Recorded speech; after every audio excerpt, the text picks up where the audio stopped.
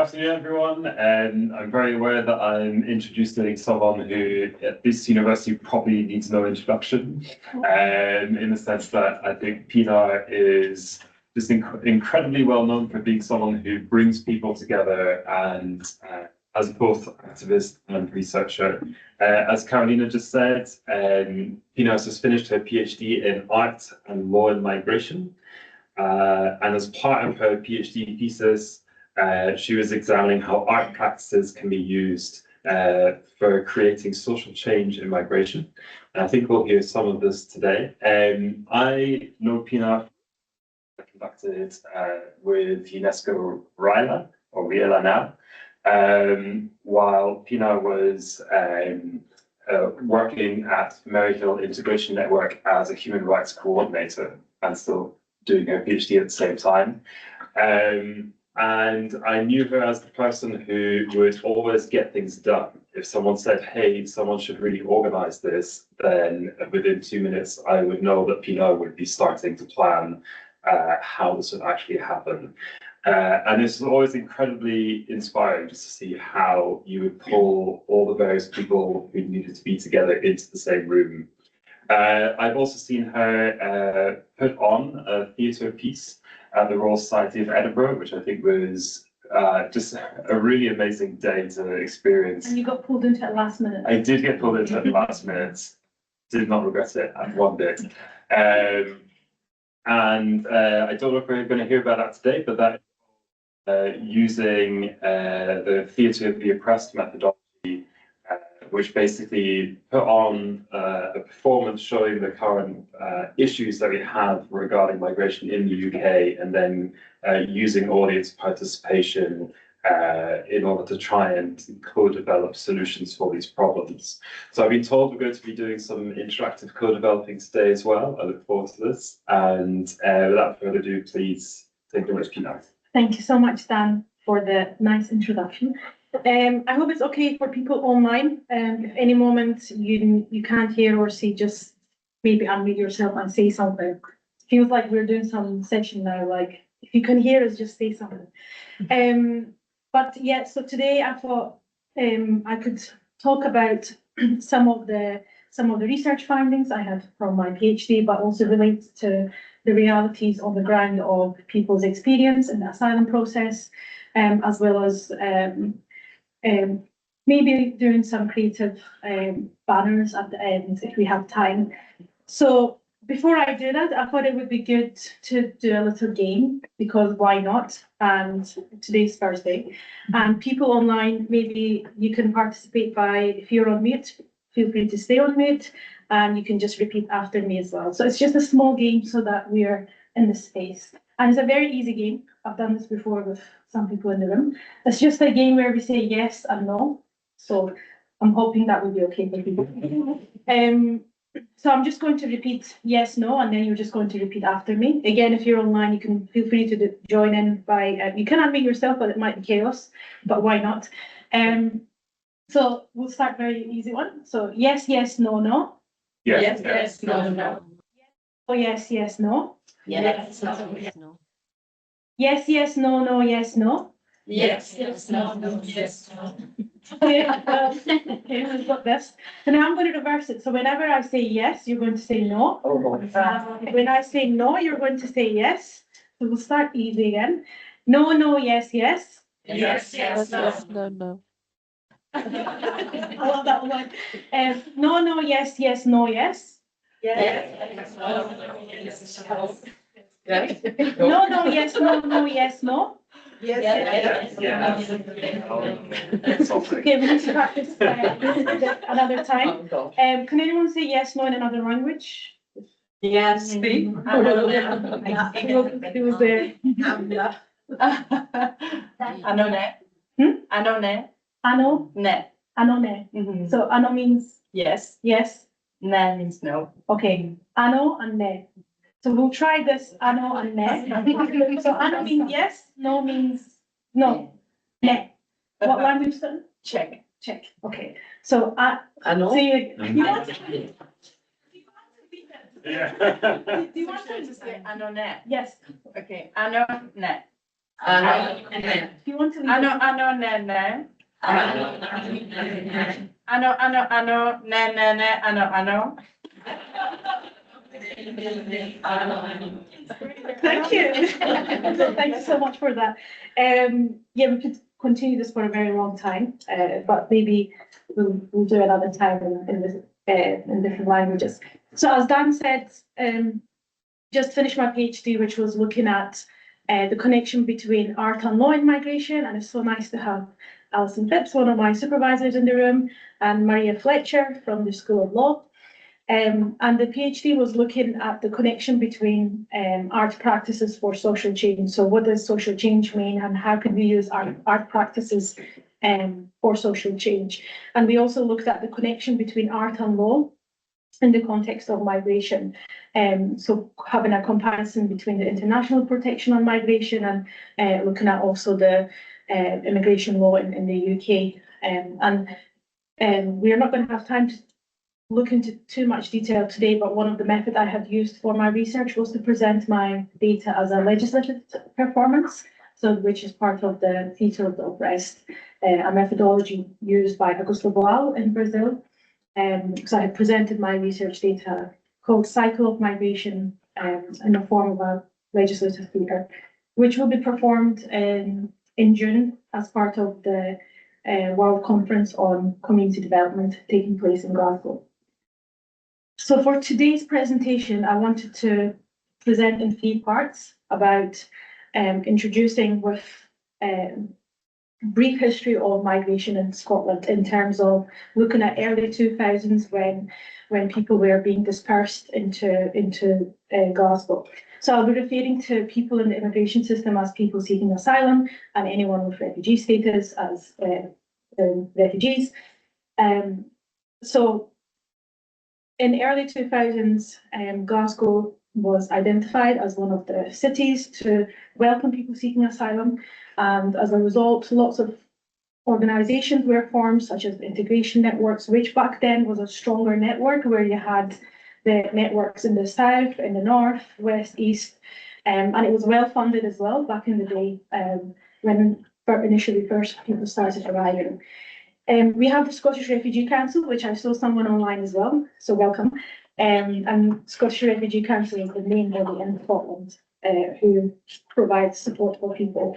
And initially they were based in Edinburgh, but as a result of people arriving and the support needed around that, the offices was moved to Glasgow. And then over time, lots of different solidarity groups started to form, such as Glasgow Campaign to Welcome Refugees. And it was a group formed by trade unions and activists where they wanted to bring voices and experiences of people navigating the immigration system in different places. Someone's coughing, but I hope you're okay. So, and then local community groups started to form as well, such as the Unity Centre, which was present in the south side of Glasgow near Ibrox, and they were at initial point whenever somebody went in to sign in. So as part of the, when someone is in the asylum process, sometimes they are told, I would say, to go and sign in at the festival court. So it's a sign-in is a process where they have to report to the Home Office that they're still in the country. And this was a practice still continues. Around 2014, there was a significant funding cuts towards integration networks. So some of the integration networks either dissolved or some of them combined together.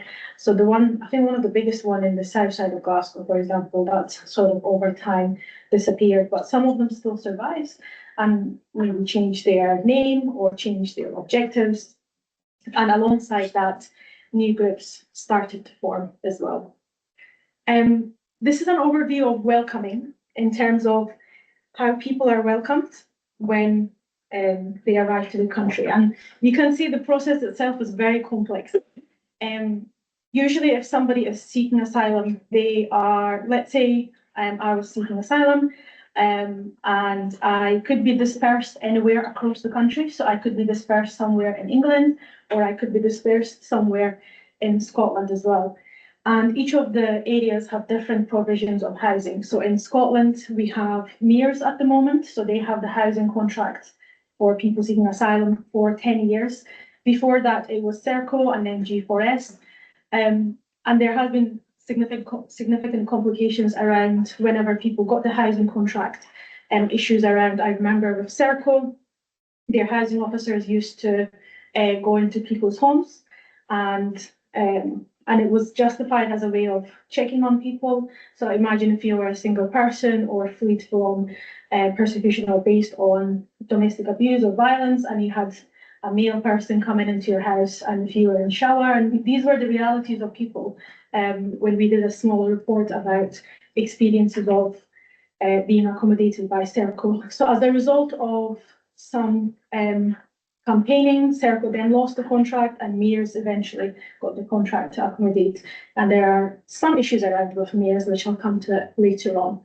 We also have the immigration removal centres across the country. So there are currently more than 11, and we call it detention centres. In Scotland, we have one. Does anyone know what it is? That's April.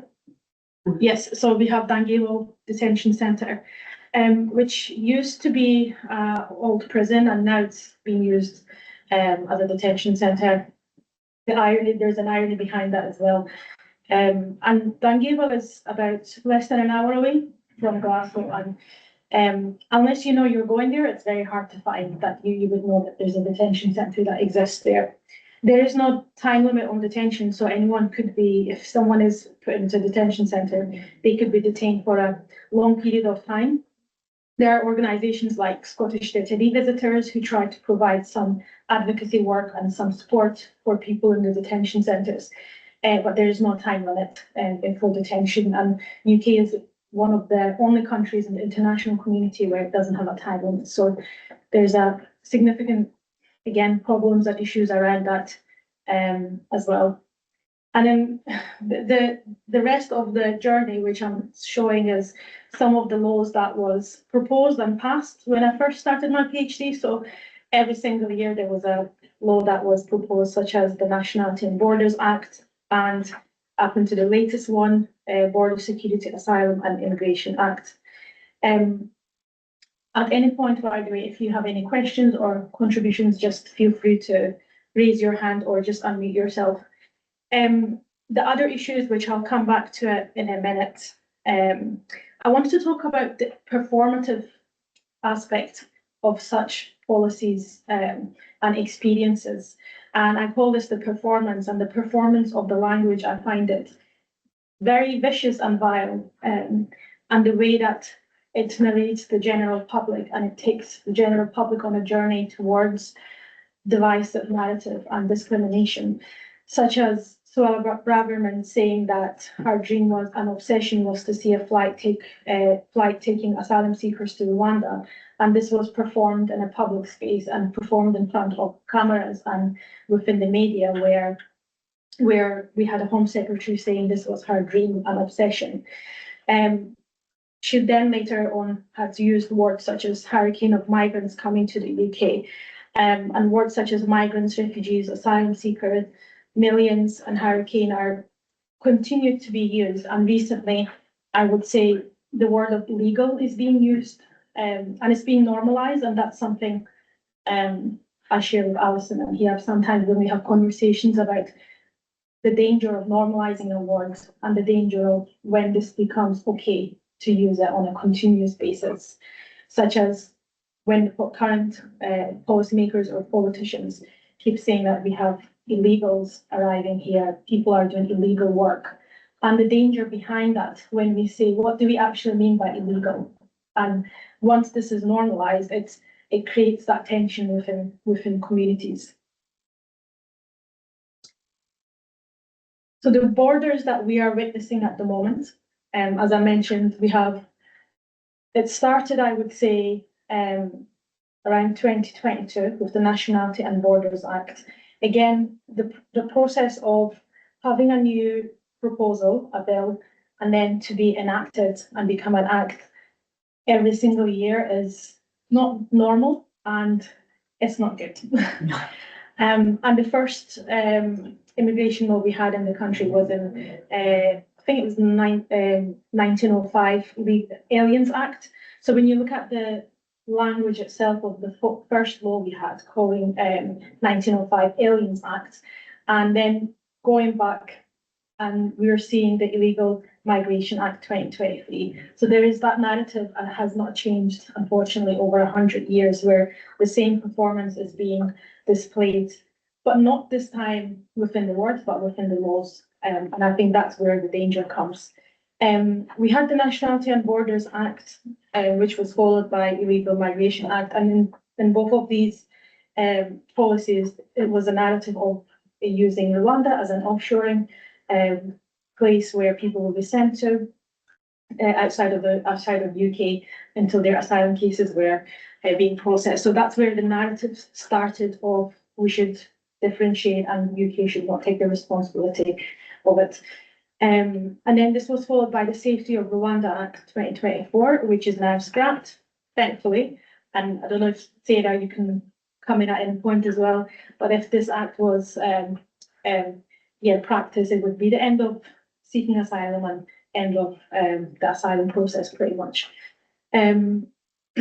Recently, we also have the Border Security, Asylum and Immigration Act 2025, and in 2026, I don't know what's going to happen, but we might see the Crown Home Secretary proposing something else. What these acts and laws have enabled is they have provided a space and platform to undermine human rights and strengthen border control. And not border control, the physical border control, but the control that we see within communities and within the country as well, such as violating to international protection and law, so taking away or trying to take away the right for someone to claim asylum, having a direct threat to the human rights of people seeking asylum and refuge, and criminalizing movement. And this is the language, again, it takes back to us using illegal and how people could be criminalized. And there was a case actually when a boat was arriving and one of the person on the boat, once the boat had arrived, he was then criminalized for saying you are smuggling people, although he was one of the person on the boat. And there was a trial of trying to criminalize the person and have him in prison for about 4 years. I'm not sure what happened at the end of the case, but this is being, I would say it's being tested. It might not be implemented yet, but it's being tested. And I think it's being tested on all of us in terms of how far the law could go and how far we can push not to enable this. So in part two, I want to look at justice.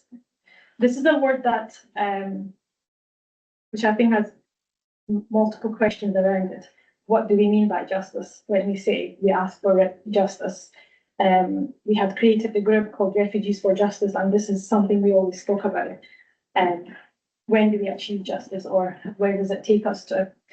I'm going to narrate these questions by looking at each of them and saying, is there justice? So navigating the immigration system for years, and people could be in the system for short periods of time, depending on the case, or they could be seeking asylum for up to 5 years or 10 years. I remember there was one person who received their refugee status after 20 years, and the reason behind that was after 10 years, some of the files were lost, so they made her to be back into the asylum system again. And then there was another period lost there, and there was a lot of complications behind it.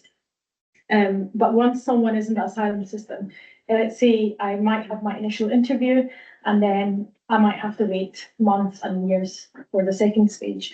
And then if you do get a refusal, you need to re-enter and challenge that decision, and that could itself take, again, a long period of time. Accessing legal representative or accessing such as lawyers is an area I would say a significant barrier to have some form of justice, such as if somebody is being dispersed from a hotel accommodation in England to Scotland, they need to find a new lawyer in here. So that means, how do you find a lawyer? Where do you get that information? How do you travel to the place that you might see the lawyer? Even if it's online, so sometimes you might meet your lawyer via online spaces, but how do you access the phone, or how do you access the internet? Sometimes people also change their SIM cards, depending on the journey. They might have one SIM card and give that number to a lawyer, and then that SIM card might be lost, and then they have to get another one, and then that's, you lost that connection with the lawyer. I would say knowing rights is a significant one again. Knowing rights in terms of some of the narratives are normalised, and people, when they're in the asylum, when they're seeking asylum, they think it's okay to be treated in a certain way, such as maybe not having access to education, or receiving some form of discrimination or racism. If you don't know the rights of, well, there are steps you can report this as a hate crime, you can take some form of action on this, then it becomes really difficult to be not normalised of that situation. And not knowing rights, not in terms of racism or discrimination, but also legal rights. So one of the things that came up from the PhD, but also from working with people, is the impact of the changes within the law itself, and how people cannot cope up with the changes. So if they might have an appointment with a lawyer, and we might have the Nationality and Borders Act, and the next week some parts of that will not be there, and the law itself changes.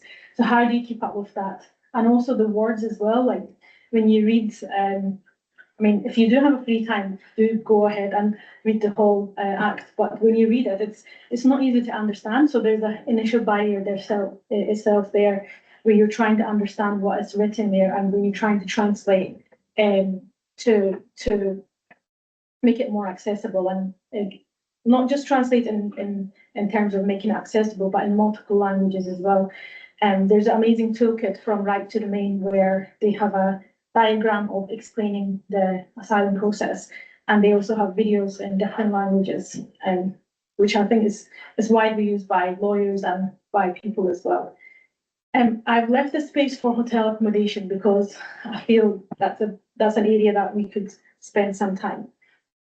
The other big area, I would say, that if people were provided with the support of having the right to work, I would say it will contribute for people to be part of communities, for people to earn and for themselves, and also use their skills as well. So at the moment, when someone is in the asylum process, they can't apply for right to work. They could after 1 year. However, this would be in the shortage occupation list, which recently changed its name. So these are the occupations that is already short in the country, and it's a list which requires high skills. And it's very hard to find. It's very hard to find such jobs in itself. And there's actually a quite debatable area in this. So people could, let's say, one of the occupation is social care, which was recently added. So they could apply to work, but they're not allowed to work at a full-time level. And then you would be expected to then pay your rent and pay everything else as you would if you had the right to work. But then you look at the pay that's given for social care and social work, it doesn't add up. So it actually creates a dangerous space for people to be destitute, and for people to fall into that uncertainty. There's a campaign called Lift the Ban, and I think everyone could be involved. And it's been going on since 2019. Where it's asking for people to have the right to work after 6 months of arriving. Another area of this is people are provided with asylum support. Does anyone know how much people are given on a weekly basis? I loved it. £49. Yes, yeah, so £49 and 18p. So that's how much people are given if they are placed into community accommodations. But if someone is in a hotel accommodation, they're given about £10 on a weekly basis. And this £10 is for people to travel, to buy essentials, like even to buy like clothes. And in terms of travel, I would say in Glasgow, all day is just more than £6 now. So if you were to travel once you're left with £4 for the rest of the week. So how are you supposed to access your lawyer, your community, the services is, I think are questions which we don't have the answer to it yet. There was a campaign that I had worked on, which is the free bus travel. And people might not realise, but that the freedom it gives for people to have that bus travel is significant. Again, if people are placed in hotel accommodations across the country, to go from, let's say, Dundee to Glasgow, where majority of the lawyers are based, Glasgow and partly Edinburgh as well, then to travel from that city to Glasgow, it's going to cost lots. And we can have a whole different conversation about how our buses are very expensive and how trains are also extremely expensive. So this was a campaign that had came to an end, the pilot for the free bus travel end of March, and it might restart after the elections. I'm not sure yet. But I would say this campaign had used an approach of bringing diverse voices and different groups together, where it wasn't just the refugee organisations coming together, but it was also like faith groups, trade unions, and some bus companies as well, which was interesting. Yeah. Yeah, so I was involved in that campaign too through my faith group, and what we're hearing is that the Home Office are going to put the mockers on the free bus travel, the pass after the election.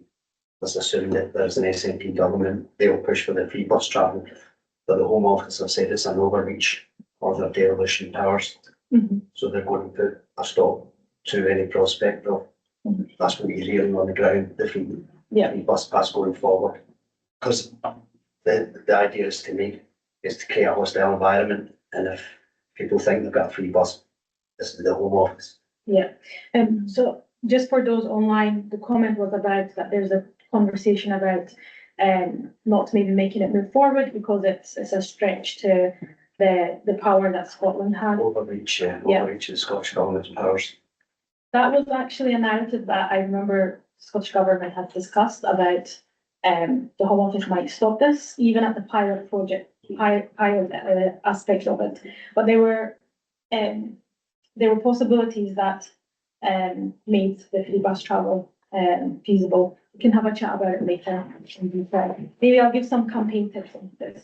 One area to make this more permanent would be to go through a legislative process where there would be a bill proposed in the Scottish Parliament, and there would be a big debate about it to make it into a law, and then that would sustain it for a long period of time. I was reflecting on if this campaign, not just free bus travel, but there are other campaigns as well, if it would be possible if we were to do it now, because this was done around 2023. We had a different narrative on migration. We had different MSPs back then, and we are going to have different parliamentarians. So that's a question for everyone, maybe a reflection about, would we be still able to do it because of various shifts in the population around migration?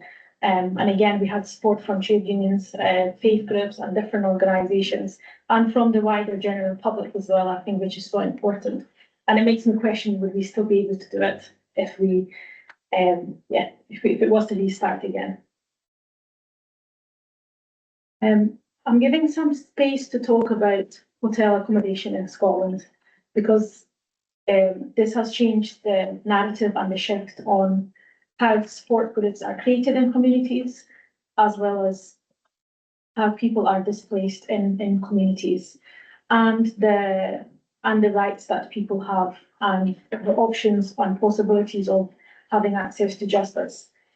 So in 2020, this is when the first time there was a mass movement of placing people into hotel accommodations. And this was justified during the pandemic time, when people were placed into hotel accommodation as a way of providing support in an easier format, as reflected by mayors and Home Office.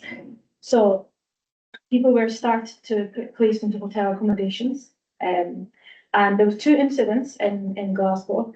One was the Macleay's Hotel, when Adnan lost his life, and this was this happened in May 2020, and it was an outrage of saying to the local authorities and the Home Office that things could go wrong, and we have warned you that it's not a good practice to place people into a space where you have multiple nationalities, where you have no support mechanism within that within the hotel accommodation.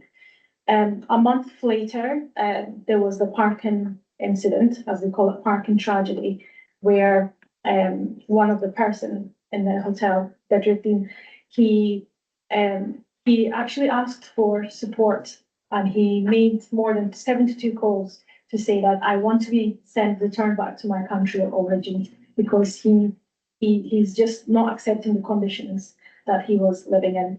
And sadly, he lost his life, and he attacked 6 people on the day, on 26th of June. And he was the one who was shot dead by the police. And this was the first time Police Scotland shot someone dead, shot someone in the incident of a knife crime after 50 years. Again, one person lost their life, and that was Bedruddin in 26th of June 2020. And this photo, I would like to share a small story about it. So this was outside Maclais Hotel. This is when Adnan lost his life. And some of us went to put some flowers and put some writings there. I don't know if you can read, but it just says, we'll remember, never forget. And some pigeons as well. It was a sunny day. And I remember vividly, one of the staff in the hotel, she came outside and she just said, I'm going to bin all the flowers and banners the minute you leave. And confronted by saying, but we're not doing anything wrong, we're just coming to remember the person who lost their life. And she just continued with that narrative of, well, these guys are lucky to be in a house. We have our own homeless people in the street and in Glasgow. And she did put them in the bin. Literally 2 minutes later, we left. And the next day we did come along again, and we placed the flowers across the street onto the pavement, because one of the things we were told was, this is a private property, it's in front of the hotel. So we placed it across the street. But it just reminded me of that was in 2020, and how nothing has much changed from 2020 to 2026. That narrative of what about our own people? These people are lucky to be placed into hotel accommodation.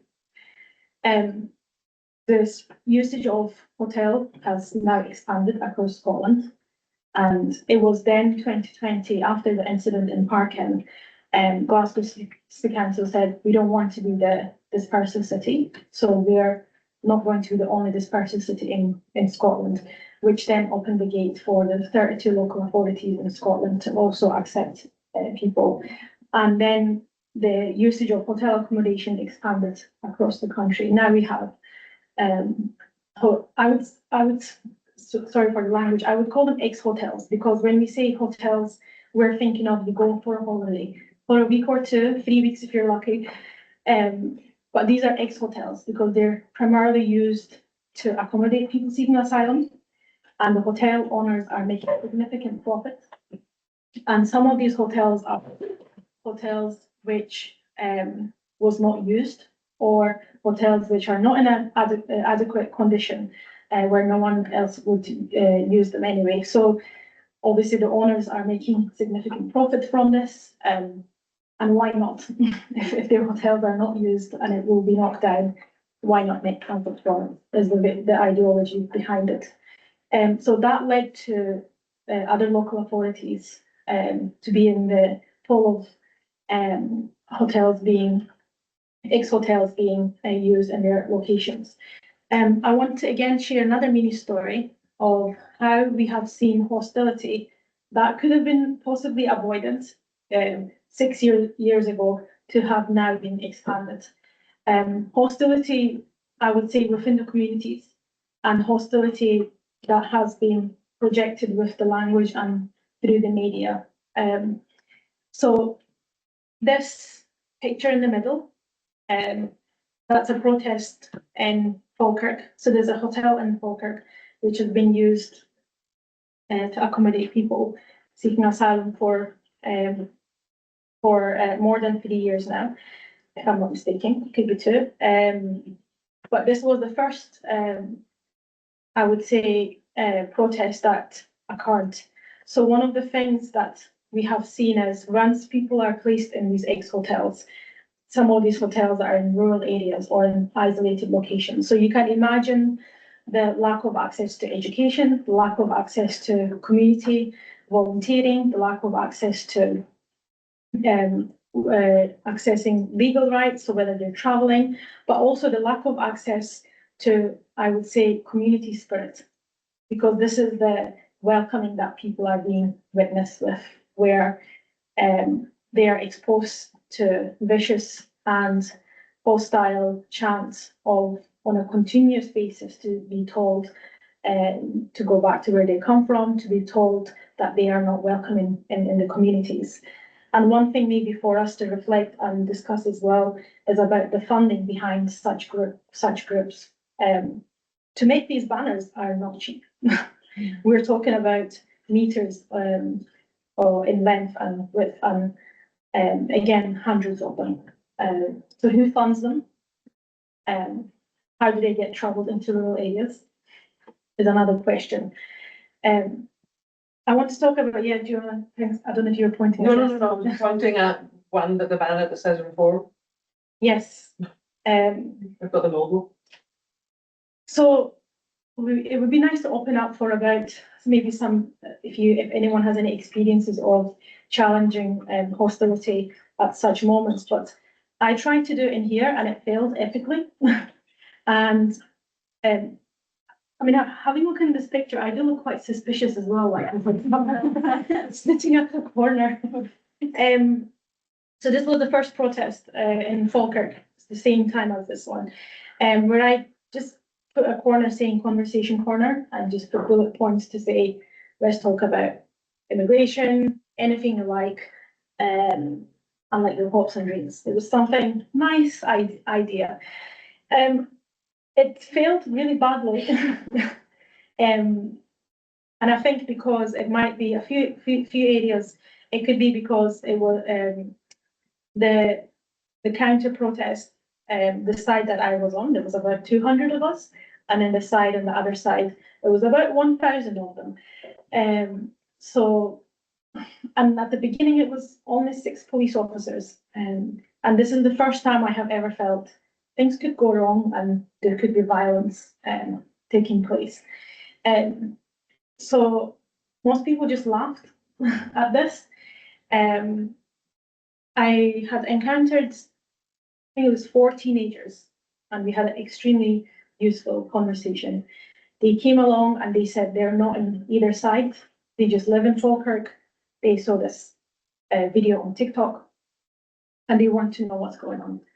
And we had a really honest conversation where they came along and they were asking, why are the guys here? Why are they accommodated in a hotel? Which I think it's an absolutely normal question, and it's okay to ask that question, especially if you're a town or an area where you don't have diversity or where you have not been working with people seeking asylum and refuge. So we had a nice conversation about that. And they kept going on to say, but they receive £300 on a weekly basis. And when I asked, where did you get this information? They mentioned that it was on TikTok, on Facebook. And then we said, well, that's not correct. Let's look at the government website. And they were shocked to find out it was about £50 if you're in community accommodation, or £10 in ex-hotels. But this conversation went on, and I thanked them for stopping and speaking, because I think it takes courage to have such conversations. They eventually walked away, which was fine, and so they didn't join either side. And then the police came along and said, asked me that there's a mob of guys who wants to speak to you. Can you bring them over? And first of all, I was like, a mob of guys? Things could potentially go wrong. So I thanked them and said no. But it was an experiment, I would say it, because I was thinking of how do we create spaces even at gatherings or protests as well, where we try to understand one another, where we try to have that critical conversation. And one thing I always say as well is that some of the people who might come to these protests, they are being fed by misinformation, they are being fed by lies, and I wouldn't call everyone racist necessarily. There are some people who are genuinely confused with facts and they just want to know what is going on. However, at the same time, there are people where they are organizing these gatherings, and it's an organized hate, I would call it. And it's an organized and funded hate. And these are the sort of people which is a threat to everyone, not just to the refugee community or asylum community, but to society, because they've got an agenda where they want to take this forward. So Ledbev describes the process of community development as beginning in everyday lives of local people, and it's the initial context of sustainable change. It is founded in a process of empowerment and participation. And this is what the communities are doing at the moment. The communities who are providing support outside of Glasgow and Edinburgh. These are the approaches that they're using, where it's beginning at community level, where it's beginning by bringing people together to have that space of shared understanding of where do our fears come from? What do we mean by when we say that there are too many people coming here? What is that core fear that is coming from? And I think using different forms of community approaches by the people in these areas is becoming a process of healing. It's becoming a process of working together. I'm aware of time, so I wanted to leave with a question and reflection for everyone, and then we can open it up and people we can have a conversation as well. So way forward, how do we move forward from this? The using of ex-hotels are still there, and even in Inverness now they're thinking of using a military barrack to place people seeking asylum.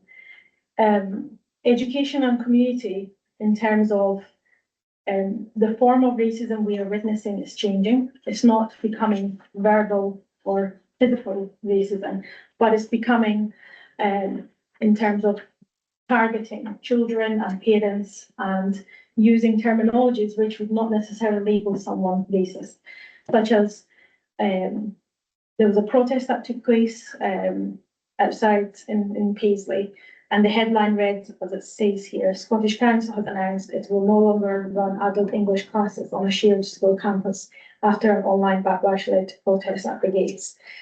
So it's not just impacting, again, the refugee community, it's impacting all of us. It's impacting on putting a pause on disturbing the education system, where now the children and the parents are being a target of this as well. And I suppose the biggest one is looking at racism in communities, and I would maybe open it up to institutions as well. It could be a conversation we can have widely. So I'll end here by showing a picture of a memorial bench, which will be back to George Square after its opening. And it was a bench dedicated to remember people who lost their lives in search of safety, and it's in a public space, which I think it's an interesting thing to do, because it might make some people uncomfortable. And I remember before it was taken away because of the development of George Square, last time I saw there was some scratches on the bench, so clearly some people did pay attention and they did work, and just made them very uncomfortable that there was a memorial bench placed in the city centre. So I'll leave it here, and then we can open up for just recording for the discussion, but thank you so much.